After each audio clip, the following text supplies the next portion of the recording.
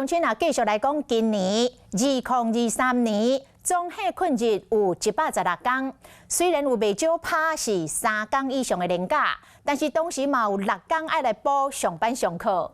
啊，这个月2月份都爱补2天，其中1天就是明仔载18号。讲有未少人拢感觉真郁卒咯。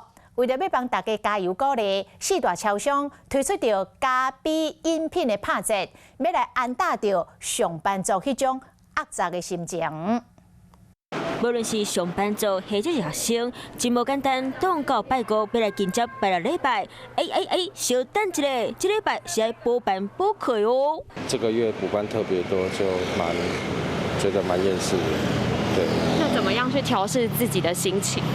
可能就尽量做些娱乐，转移注意力。听到爱补班，心肝总冷气，因为这工时间6天，互公司以今年来讲，拢总休116天，嘛有真侪3天以上的小连续假期。不过同时嘛有6个补班补课日子，其中有2天拢排伫咧2月份。平常心，日子就这样过啊，没什么差别。知影后壁年假会搁较济，今日当继续干巴地。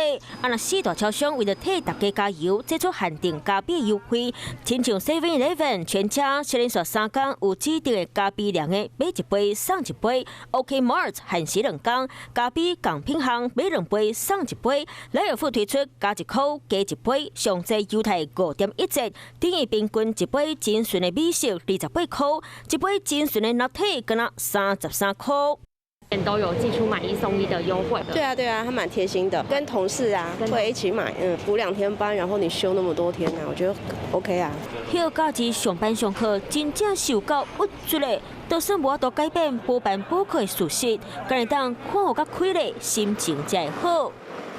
嗨，我是庄宇杰，想要看到更多的新闻内容吗？赶快订阅华视新闻的 YouTube 频道，并且开启小铃铛，跟着宇杰一起看新闻吧。